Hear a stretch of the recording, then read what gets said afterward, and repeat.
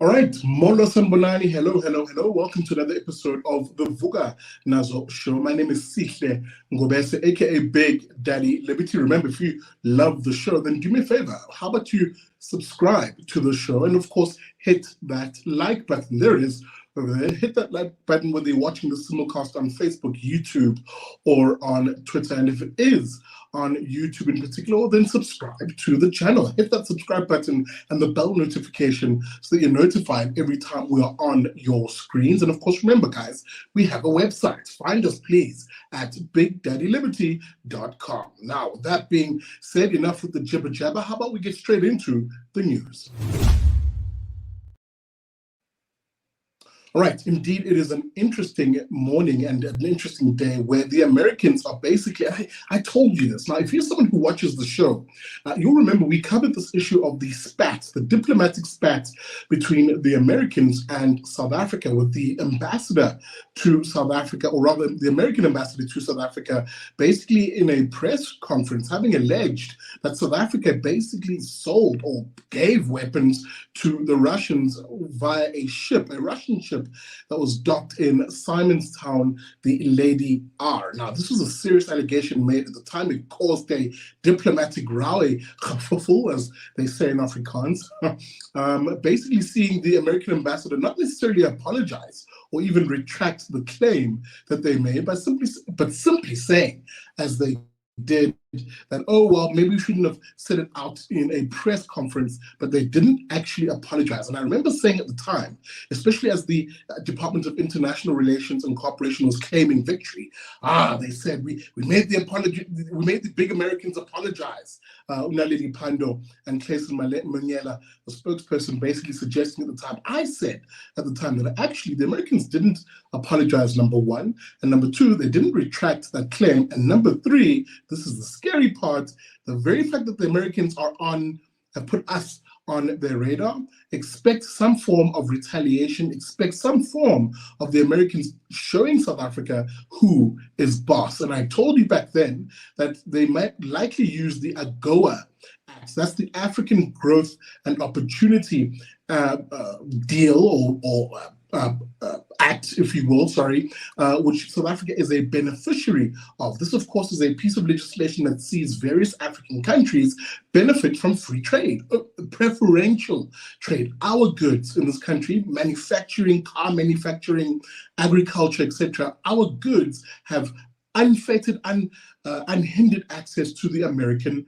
market. And this deal, South Africa, trust you me, is heavily dependent on, especially as America is our largest trading partner. We cannot mess with this deal. And this is the deal I argued that the Americans would likely be saying, yeah, we'll wait and see how these South Africans act, because the deal is set to be renegotiated in 2025. And this is where, of course, no amount of South African bluster and bravado will change the fact that we are dependent on the Americans, whether we like that or not. But nonetheless, at issue here is that in America, which will try, of course, to try and create more distance between South Africa and Russia, even as the South Africans themselves claim that, oh no, we don't take a side in this Russia and Ukraine war.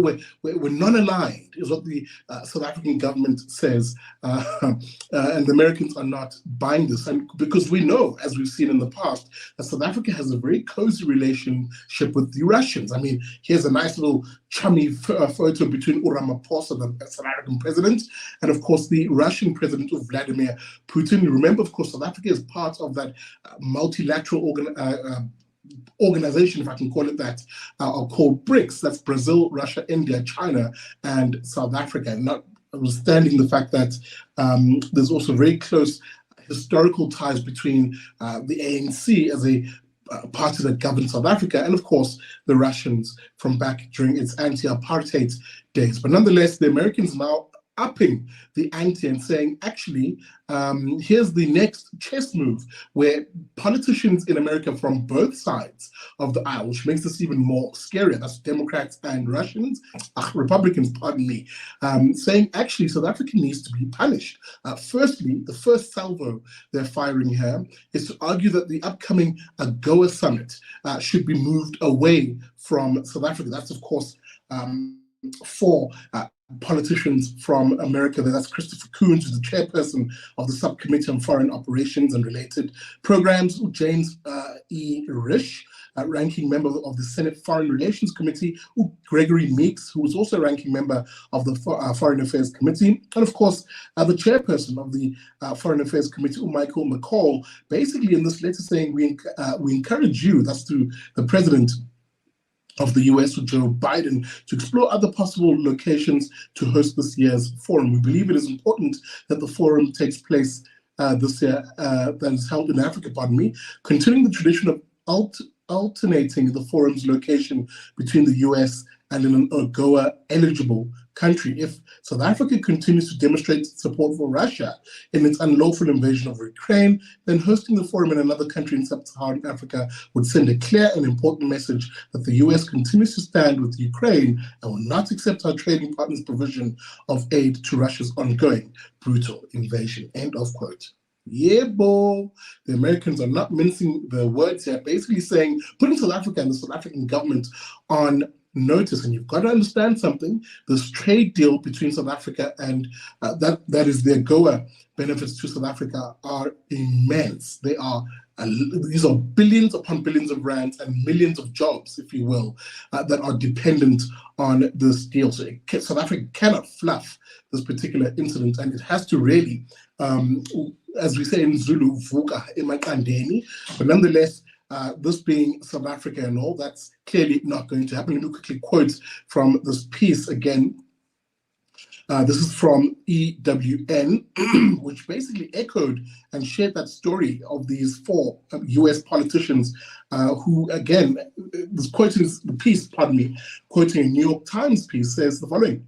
Now, this New York Times piece says it's the first concrete effort at retaliation by members of the US government over the growing view in Washington that South Africa's relationship with Russia is moving in a direction that threatens America's national interests. The letter centers on an annual forum, of course, that's the Agoa forum I spoke about, the act, which this act provides duty-free access to US trade markets, to the US trade market for about 36 African countries. Now, this deal for South Africa, as I mentioned, is worth about $3 billion worth of goods in trade to the US through last year. Now, of course, the South African government has effectively taken note of this, as they should, because this is a serious threat to the nation state, saying the following. Just give me a moment, people, to load this on the screen. As I'm doing that, please hit that like button. Do that right now and help me grow my engagement.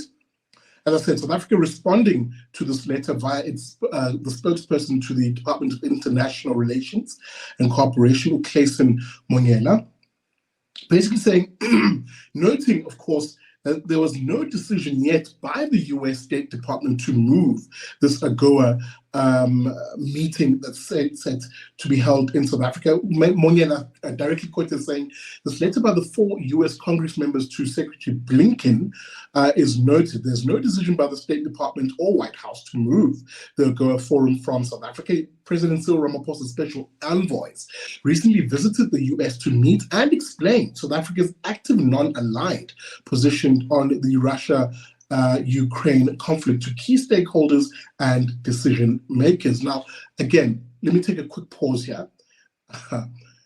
Americans are not buying it.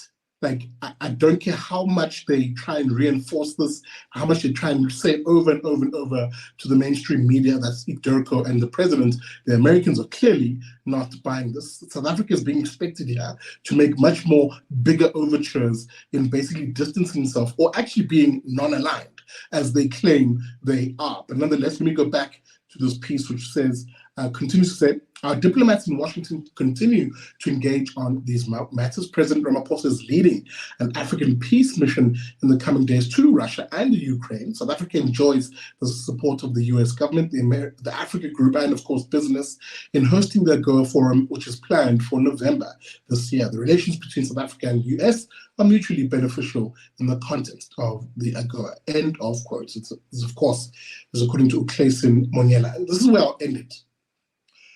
South Africa's in a lot of trouble here.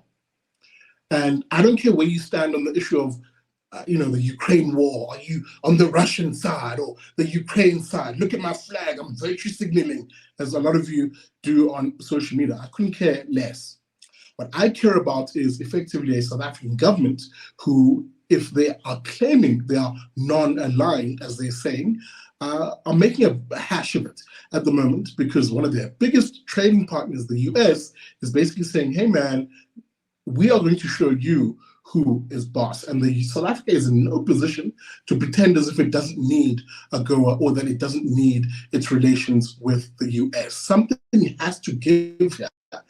And what shouldn't give is the jobs and the economic prosperity that ordinary South Africans are privy to through this Agoa deal. If this is lost, then I will say this once and I'll say it again. If this deal is lost by the ANC government because of its ideological underpinnings and its love affair with Russia, then South Africa needs to get rid of the ANC government as quick and as quickly as possible. And that's not saying that the US are the good guys or the bad guys. I have no opinion on that. But my opinion is there are hard economics behind this deal that ordinary South Africans, ordinary producers in this country are dependent on. And it's those South Africans who shouldn't be shirked and who shouldn't be punished simply because the politicians want to play politics.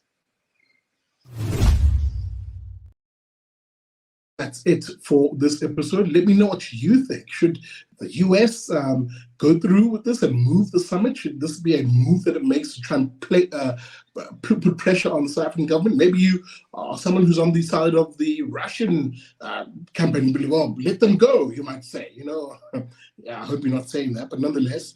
Or maybe you actually believe the South African government should do what it says it's doing, which is be non-aligned. Let me know what your views are on this particular issue. Of course, you can do that by leaving a comment, whether it's on Twitter, Facebook, or on YouTube. And hey, leave a like whilst you're at it. And do me a solid favor. If you are watching on YouTube, guys, subscribe to the show and hit that bell notification so that you are notified. Find us also at our website at BigDaddyLiberty.com. Now, with that being said, thank you so much for watching, and I'll see you on another episode of the Vuka Nazo Show.